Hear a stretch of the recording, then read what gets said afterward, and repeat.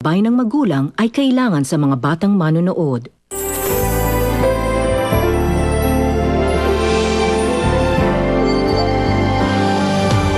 Sabihin mo nga sa kanyang buong katotohanan!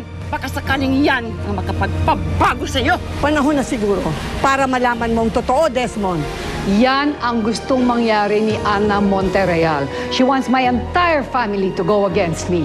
Do something to stall the case. Kung sakasakaling makawala ako kay Desmond, gusto ko maging asawa mo ko. Mabuting ama si Simeon. Alam niya na delikado ang kanyang trabaho at alam din niya na mas mabuti kung nandito na lang sa atin si Michelle. Then, pwede na siyang lumayo. Aurora season. Ano ba talaga ang balak mong gawin, ha, Iho? Gusto ko lang siyang hanapin. What are you doing here? Ako na ulit ang reyna ng Royal Company. Whether you like it or not, Ingrid.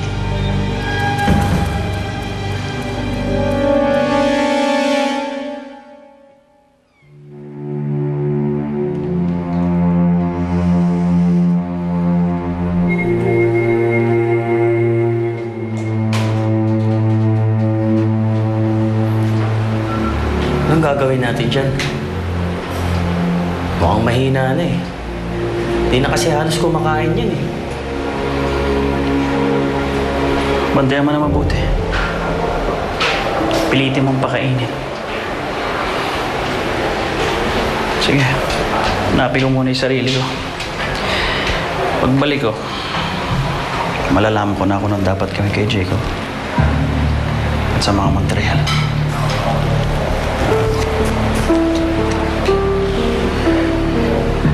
Sige.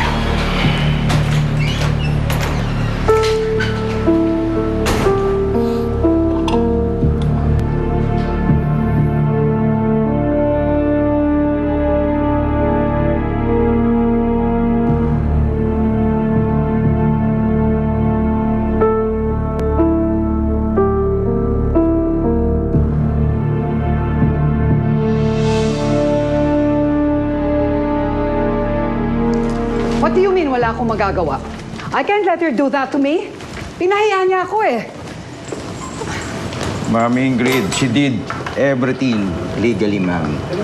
Alam nyo, wala rin ako nakikitang mali o butas na laban sa kanya. Yun din naman ang ginawa nyo nung kinuha nyo yung Company Royal. Hindi ba, ma'am? Gee, thanks. Thanks for rubbing it in. Pipa. Ma'am? Get me another lawyer because this one is so fired!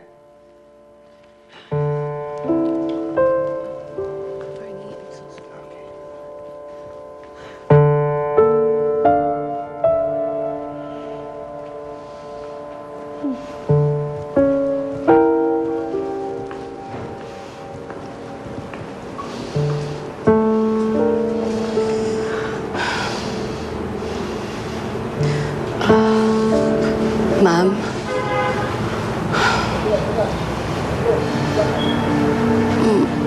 Makukulong po ba kayo?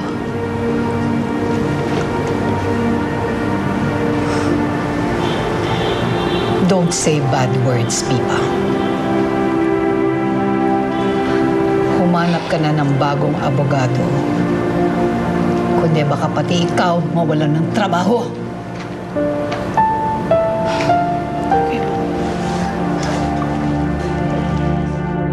Ma'am, ito na po yung huling gamit ni Ma'am Ingrid. Pakilabas na lang, please. Thank you for welcoming me again. I will be resuming my old position as chairman and as an acting president habang wala pa rito sa atin si Jacob. Sana po, ma'am, bumalik na rin si Sir Jacob. Pagdadasal po namin siya. Thank you very much. Thank you, thank you. I'm really so happy to be back. Ernesto, Ma'am. please make sure na makakabalik din lahat ng ating mga empleyado na tinanggal ni Ingrid. Yes, ma'am. Okay.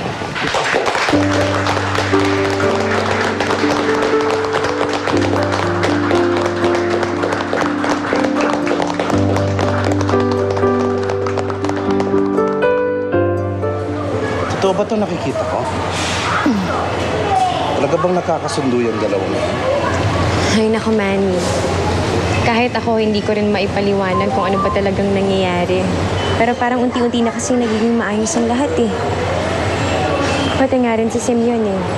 Hindi niya na masyadong pinagpipilitan yung sarili na sa akin. Siguro nga talagang kapakanan na lang ni Michelle ang iniisip niya. Pero Sandra, huwag ka pa rin masyadong magtitiwala kay Simeon, ha? Hindi pa rin mawala sa isip ko kung ano pwede niyang gawin, eh.